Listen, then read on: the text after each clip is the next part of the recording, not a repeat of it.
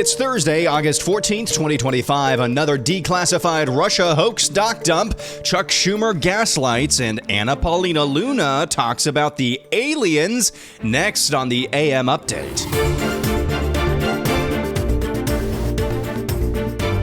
Director of National Intelligence Tulsi Gabbard just released another bombshell email further exposing former DNI James Clapper's involvement in the Russiagate collusion hoax.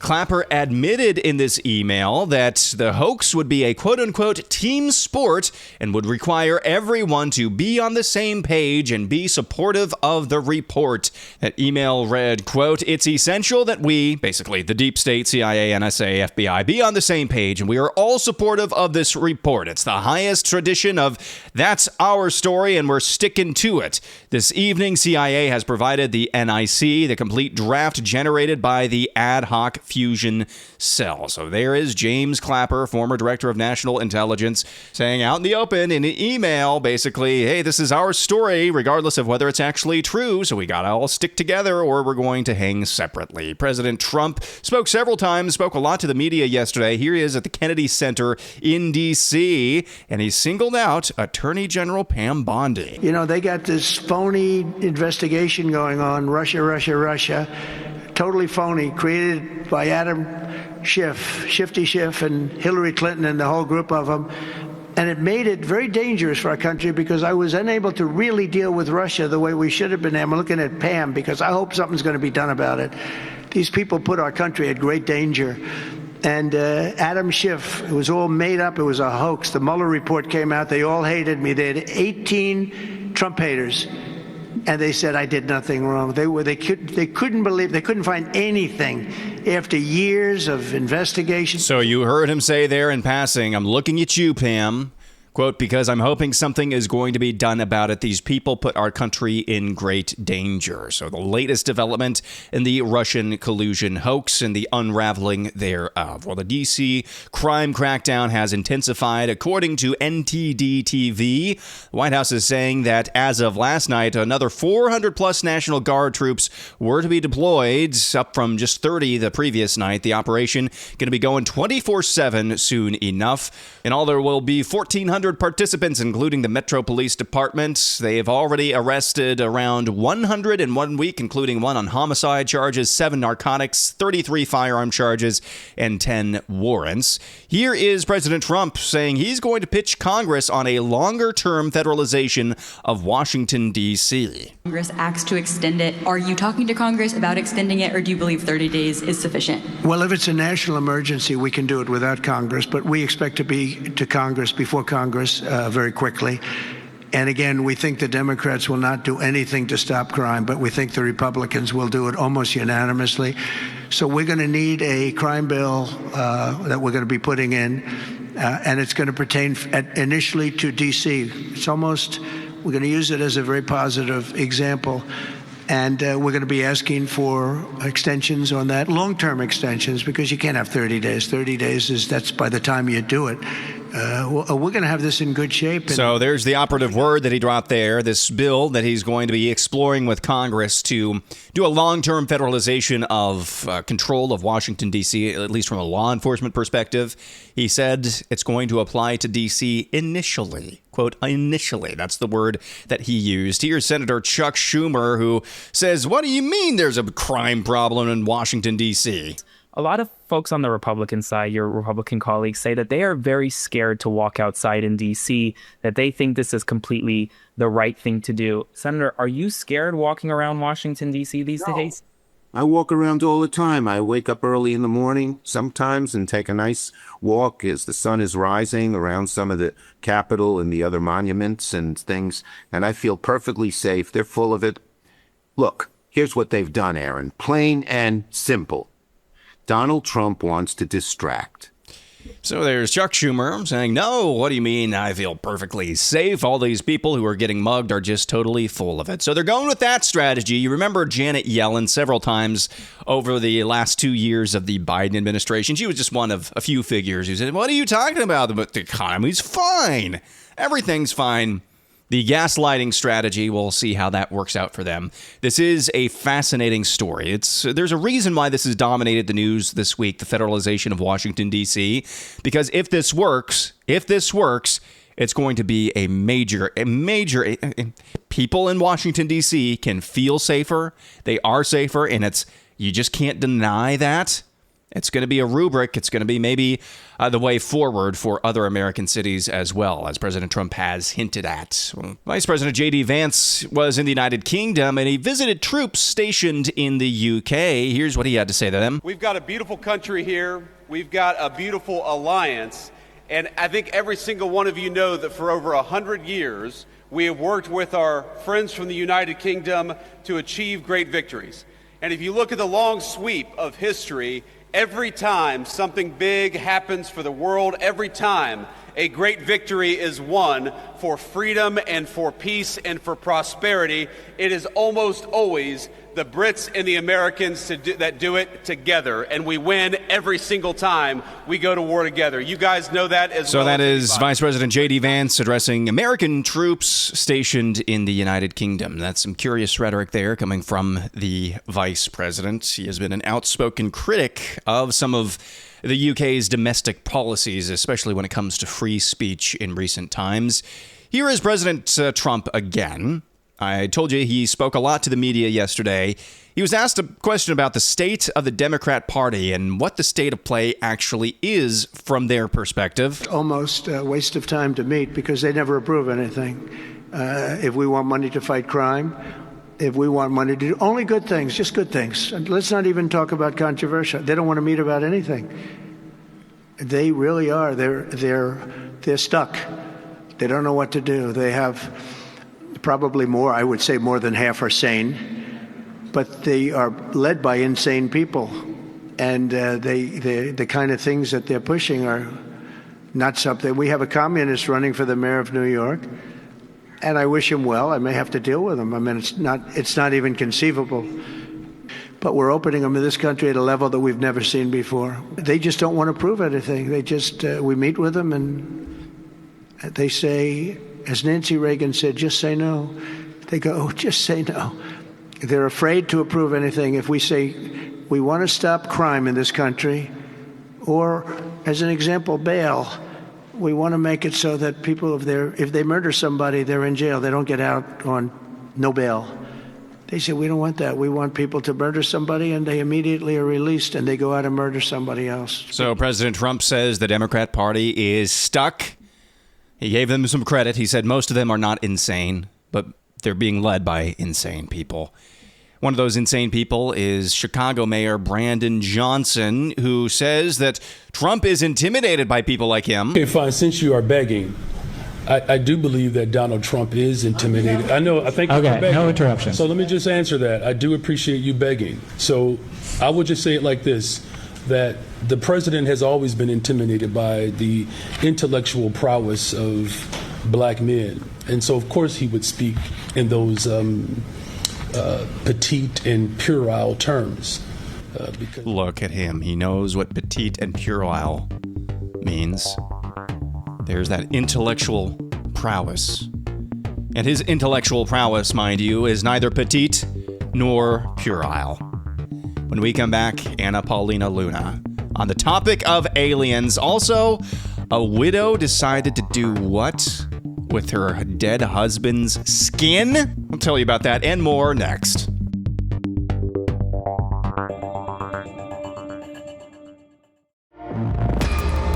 Time to get freaky. Here's Congresswoman Anna Paulina Luna on the Joe Rogan Experience. You said that you've seen evidence. Like, what kind of evidence have you seen? I have seen photos. I have seen... what have you seen photos of? So I was in a skiff, and I can't discuss all that was in a skiff, but what I can tell you is based on the photos that I've seen, I'm very confident that there's things out there that have not been created by mankind. It seems crazy that people have access to information that shows that there's something outside of us that is more intelligent, at least more capable than we are, and they hide it from everybody else. What I can tell you is that when you have thousands upon thousands of people around the planet throughout time that have reported something. Right. To say that those people are crazy, to say that, the whole concept of even just asking the question that you might not necessarily be psychologically sound, that in itself, that's a disinformation campaign to get people to shut up about it. And there is Congresswoman Anna Paulina Luna on the Joe Rogan Experience talking about how she has seen hard evidence that we have in our possession technologies, crafts that are not of mankind origins. It has become crystallized in my mind, especially this week for reasons I can't tell you. It's not a top secret thing or anything. I just can't tell you. I think these phenomenon are very much real, just not the way that they are presented. I do believe that people believe that they have, and they have had some sort of experience with something that is not human. I do believe that maybe some technologies that we have enjoyed did not come from human ingenuity, but were from a force or something in a form of intelligence that is not human. I do believe that. I do not believe that they are extraterrestrials or extraterrestrials in the sense of little green men. I just think I've just come to the conclusion they're all talking to demons. I was open for a while. Hey, how would we deal with this from a biblical worldview perspective? If maybe we weren't the only intelligent beings out there in the universe that God created, I just don't think I don't think there are little green men. I just don't. I think that a lot of these people are telling the truth from their own perspective. They don't understand what they interacted with or whom they interacted with, but they were interacting with demons and they don't understand that. Moving on from one bizarre story to another, this is from the New York Post. Instead of wearing her heart on her sleeve, she got her husband's sleeve framed.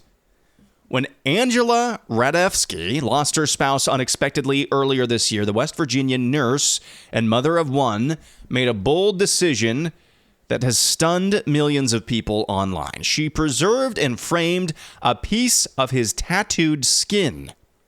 Angelica Radefsky and her husband TJ had been lifelong friends before marrying in 2021 and raising their 10-year-old son, Preston. In March, after TJ died suddenly at age 55, Angelica didn't want a traditional keepsake. Instead, she wanted to frame her husband's skin to show off her son's favorite tattoo. Quote, "I knew we were going to do this because we had talked about it before," Angelica said in a now viral TikTok video. Of the more than 70 tattoos TJ had inked over his body, they chose to preserve his Pittsburgh Steelers helmet design, complete with skull imagery, and finished off his beloved team's black and gold colors. It was his first sleeve tattoo and a favorite of his and their sons. There are photos that you can see online. She skinned her husband after he died to keep a piece of his forearm skin as a memento. I mean, it's bizarre. She and her son in this picture, just holding up the framed picture of their, husband and father's forearm skin, just framed, and they're just smiling like it's a totally normal thing. Bella, if you are listening to this podcast, please don't do that. It's just not that I care that much, but it's just a really bizarre thing. And finally, our poll of the week. I asked you, will Trump attempt to rein in crime in places like Chicago, Los Angeles, and New York City? I gave you 4 options. Yes, please. No, that's setting a terrible precedent, sending in the federal, basically, troops into these blue cities. Will that be weaponized against us at some point in the future? The third option I gave you, no, there will be a strongly worded truth about doing the same thing to D.C., like in places like Chicago. That's all we're going to get, a strongly worded truth. And then the fourth option, I gave you the ability to say that you're conflicted and spell out why you're conflicted in the comments. In first place, yes, please, at 45.6%. Yes, please send in the National Guard or do something to rein in control, get the scum off the streets of major cities, even if they're blue cities. In second place, 24% said no, that's a terrible precedent. In third place, 20% said no, all we're going to get is a strongly worded truth. And in fourth place, I'm conflicted at 10%. So we'll start with what you said. Nate Sell said, I'm conflicted. I get this needs to be done. I guess he just does it, and we hope for the best for the future, if there is a future. That's an interesting response, Nate, because I think you understand why I put in the option for no, this is a terrible precedent. But I'm kind of where you are, just on a moral level. If you have the ability to fight evil, then you should fight it. If you have the power vested in you by the people to fight evil, which is what crime is, it's a form of evil and sin, then you should do it, I think.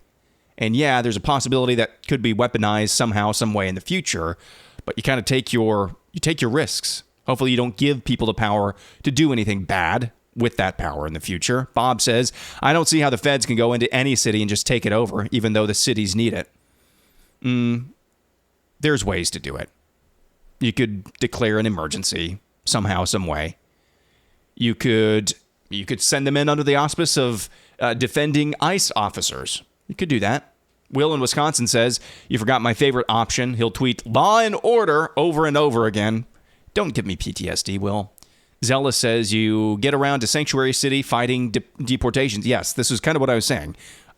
If you want to wink and nod, send in the National Guard to these big blue cities, do it under the auspices that you're doing so to protect immigration and customs enforcement employees. Rhino says, how about just hold up Fed funding and let their residents handle it? This looks like a police state. Looks like a police state? I don't know. Just getting the actual criminals off the street is not a police state. A police state is when police are coming to your door and arresting you for unjust things. That's a police state. Jim says, I would support Trump taking action to rein in crime in blue cities, but I don't think he'll mobilize the troops or federal law enforcement. He'll offer those troops, bait Dems into refusing help, and then use that refusal against them in the midterms. Yep, that's a brilliant political ploy. I don't know if it's the moral thing to do, but that is a very brilliant political ploy. Liberty says, sounds kind of like martial law. No thanks. Though with these cities' voters, if they cared enough to elect leaders, to do it themselves. Yeah. Martial law, that's not... Martial law is when you got to be off the streets by a certain time. Martial law is basically a lockdown. You can't go anywhere. You don't have freedom of movement. That's not what they're doing in D.C. They're just getting the riffraff off the street. Doesn't mean you don't have freedom of movement, but if you're committing a crime, you're going to get arrested for it. That's how far from the tree that D.C. has fallen. That we think that federalizing D.C. means martial law. No, it just means actually doing the job law enforcement should have been doing in the first place. Valeria says, could he actually rein in other blue cities? I don't know. Rein in God Emperor Governor Janet Mills and her socialist drug cult? Maybe. Please, we'd be happy to send Trump some lobsters afterwards. So Valeria says, yes, please. Spang says 1 in 5 thinks fighting crime is a terrible precedent. Holy bleep, Batman, we got a problem in Gotham. How did the final, so it actually ended up about 1 in 4 respondents said that this is setting a bad precedent. But Spang says, no, you're looking at this the wrong way. Fighting crime is the prime directive here. There's nothing wrong with that. Couple more. Don't drone me, bro. Says, maybe if things get out of control in those cities. Dalton says Trump should continue with the practice he started in L.A., bringing the guard to protect federal properties. Josh says, I really hope he does, but it won't do any good. These are Dem-run cities. He'll do it, and it'll improve the lives of the citizens in those cities, so they'll continue to vote for communists and Democrats. But I repeat myself. That was kind of what I was talking about the other day. I think the calculation that you're making over at 1600 Pennsylvania Avenue is the juice worth the squeeze? Is the risk that you're taking is rewarding citizens of those cities for continuing to vote for terrible people who got them in that position in the first place? The reward might be, and I think this is a small chance at a reward, if you successfully clean those cities up. If you successfully do that, maybe people will come around to, hey, maybe he's got some great ideas on some other things. Maybe the communists that kept promising Valhalla, maybe they're up to no good. think there's a very small chance of that happening if Trump were to go into other Democrat cities. That's going to do it for a Thursday. Back at it again tomorrow with Ask or Tell Me Anything. Make your submissions at Real AM Update on X. Look for the pinned post. That's going to do it. Back at it again tomorrow. I'm Aaron McIntyre, and this is the AM Update.